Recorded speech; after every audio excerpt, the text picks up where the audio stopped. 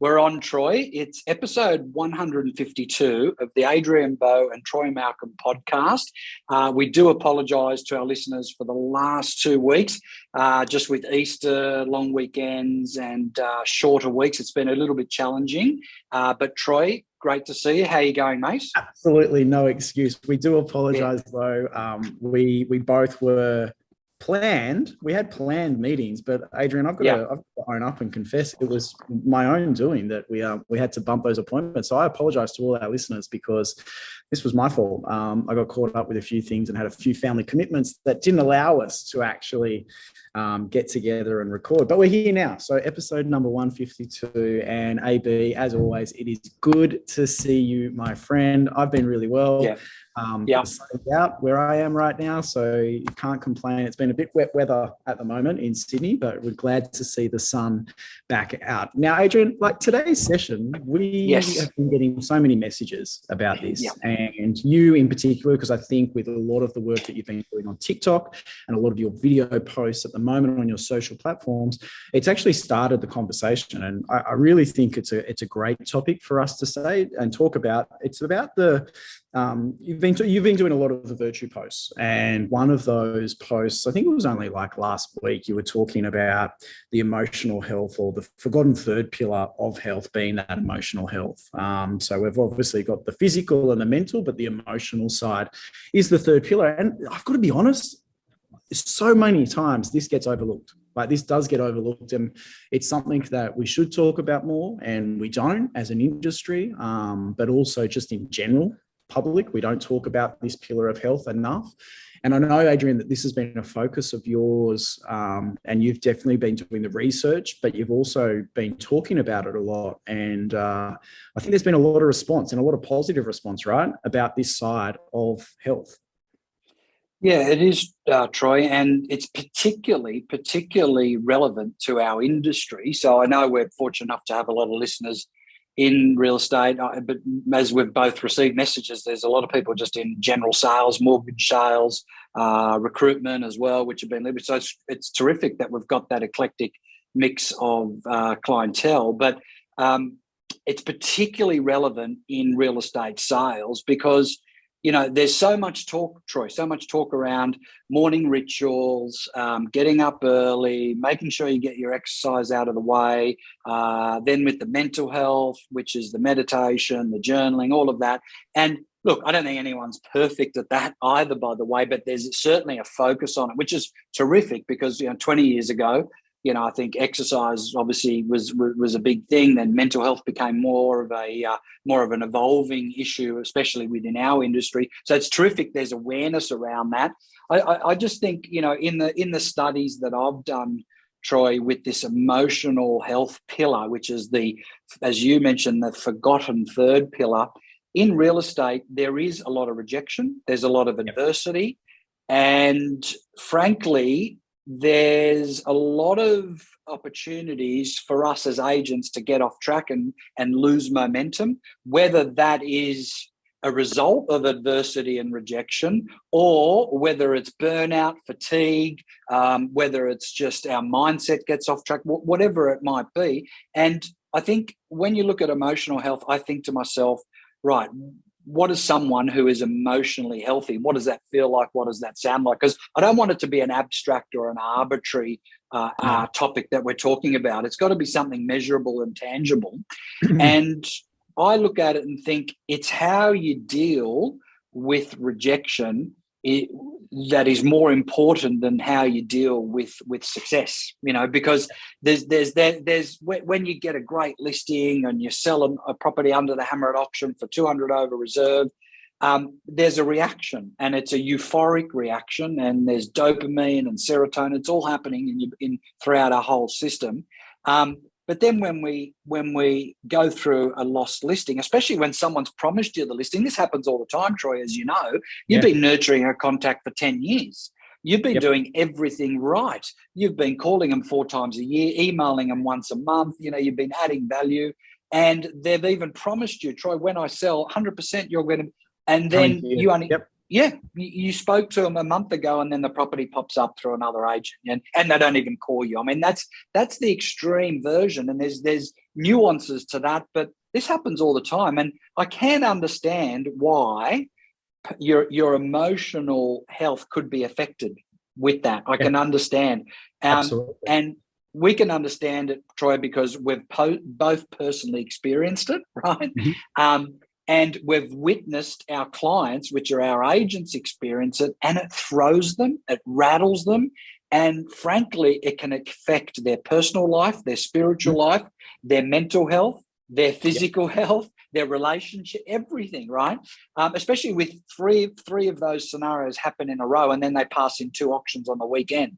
So that's, I suppose, what it looks like. And then obviously we're going to talk about what we can do about it. But Troy, is that been your experience as well, personally, and with the agents you're coaching?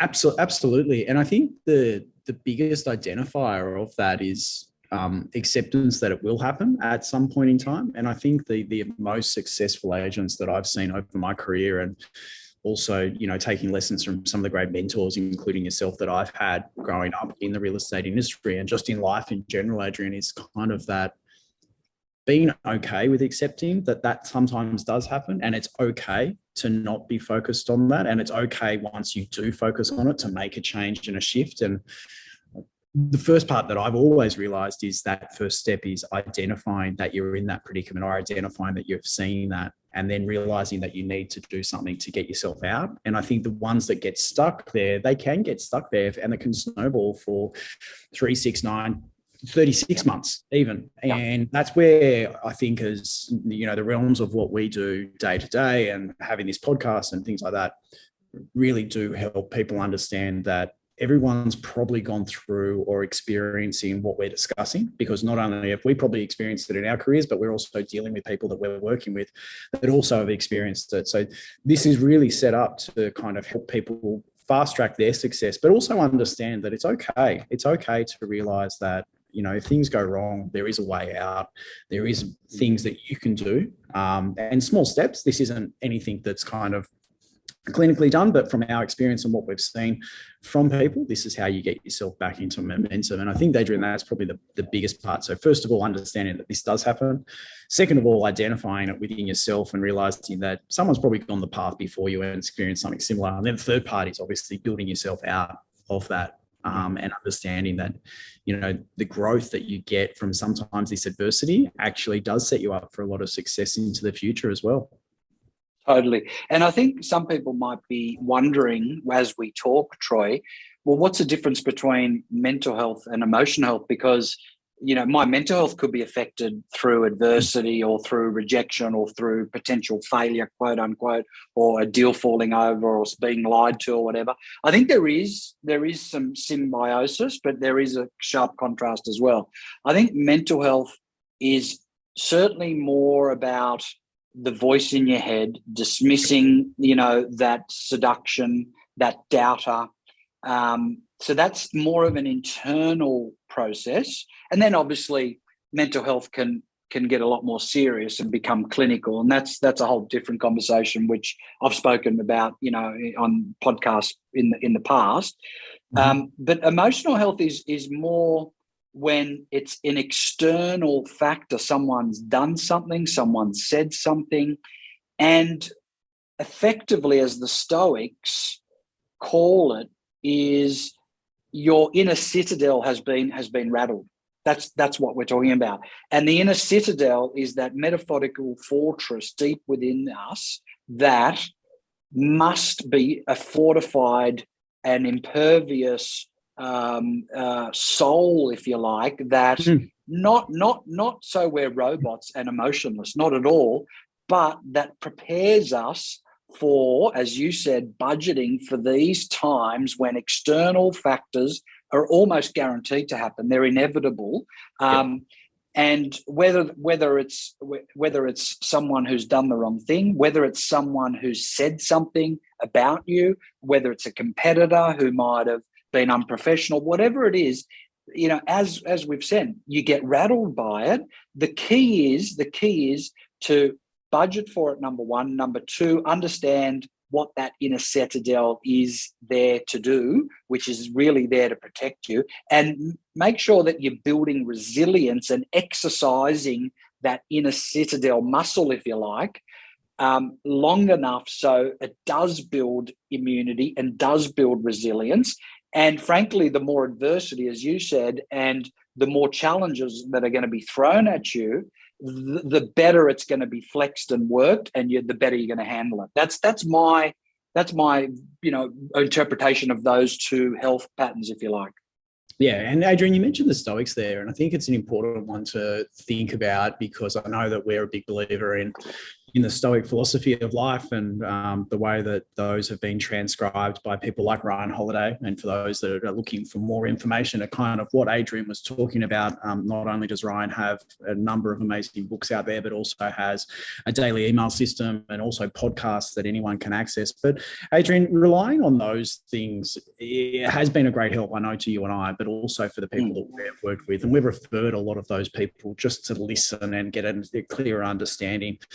For anyone that probably is sitting there and listening to this podcast, if you were kind of to give them a recommendation, if they do find themselves, and sometimes it can catch you just off guard. Like sometimes it can be in somewhere you can think everything's going great, and then someone says, "Oh, by the way, that person said that about you 2 weeks ago," and you kind of go, hang on, what happened? Well, what did they say? How did that work? So I guess if there is anyone, Adrian, and the part of the learning that I want for everyone today is, if someone does have that feeling, or is someone in that predicament right now and they don't know where to turn, what's the best way that you've worked with and people that you've worked with in the past have kind of got them back on track and in more balance? Because it's never a right or wrong. I think it's about balance in this scenario. Totally. So there's a few things, Troy. The first thing is, people that know you and respect you, regardless of what is said or what happens, won't change their opinion about you. They already know you. They know that you're either a virtuous person or you're not. Okay. So despite what they hear or despite what they told, if they know you and they know you to be virtuous, then they're not going to alter their opinion. That's the first thing. The people that don't know you, frankly, as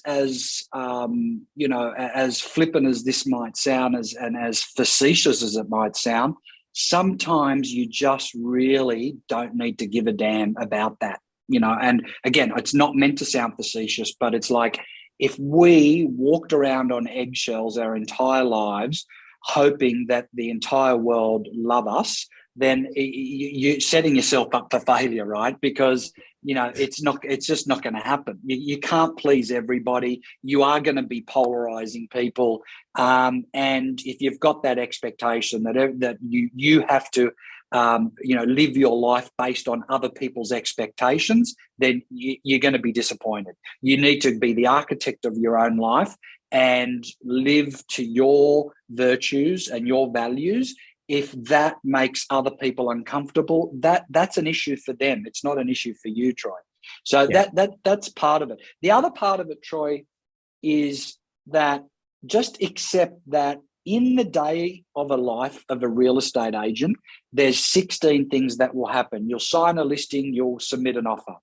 You'll take an email inquiry, you'll lose a listing. You'll sign a listing, a deal will fall over. You'll do a prospecting call, a vendor management meeting, and then someone who you've been nurturing for 10 years lied to you because a property popped up with someone else. So if you notice these 16 things, about 10 of them are really positive things and about 6 are not positive.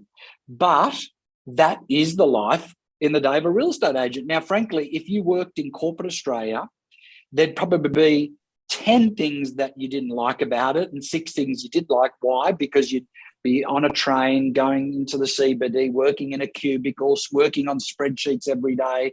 There'd be, this corporate sort of compliance, and you wouldn't see sunlight, and there'd be all this, politics. So I'm not saying all corporate Australia is bad, but I'm just saying, as perspective, or if you're a blue collar and you were digging ditches in 40-degree heat, there'd be a lot of stuff you wouldn't like so much, So I think that if you're serious about real estate, you also must be serious about protecting your inner citadel, and you must be serious about protecting your emotional health. And the only way you're going to build that emotional health muscle is dealing with adversity, rejection, failure, and deals falling over. That's the reality of it, Troy. So I think accepting that multiple things will happen in any one day, and adopting a reaction or a response of indifference. So it's like, oh, Troy, how do you feel, mate, that person lied to you and you lost that listing? I'll say, well, Troy, how do I feel based on me just doing that open for inspection? Why should they be indifferent when I know both of them are 2 of 16 things that will happen today? It might sound a little bit robotic and a little bit harsh and emotionless, but you almost need to do that to protect that inner citadel so you can continue to live with virtue and provide great service and operate with integrity and transparency. You know, the funny thing is, Adrian, I know that we spoke about this many, many months ago, almost been trying to gamify it at the moment where, you know, there's like 16 or 20 things. I kind of use the benchmark of 20 things that can happen in a day.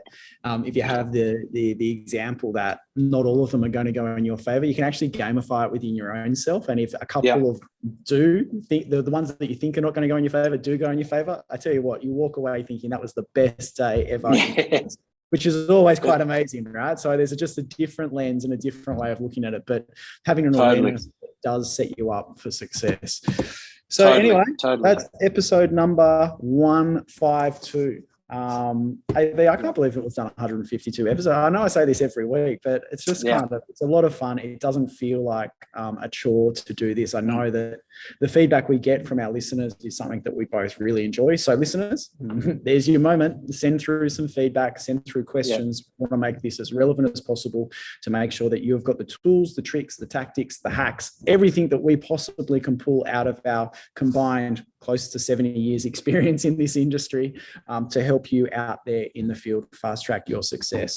AB, no doubt I will speak to you in the coming days, in the coming hours, multiple times until next week for episode number 153. We're signing out. Thanks, listeners. Troy, thanks for tuning in. And what about Troy? How handsome is he? Incredible. So that's a post right now. Yeah, I'll pay you later, Adrian. Awesome. Bye, team. Enjoy the week. See ya. Bye.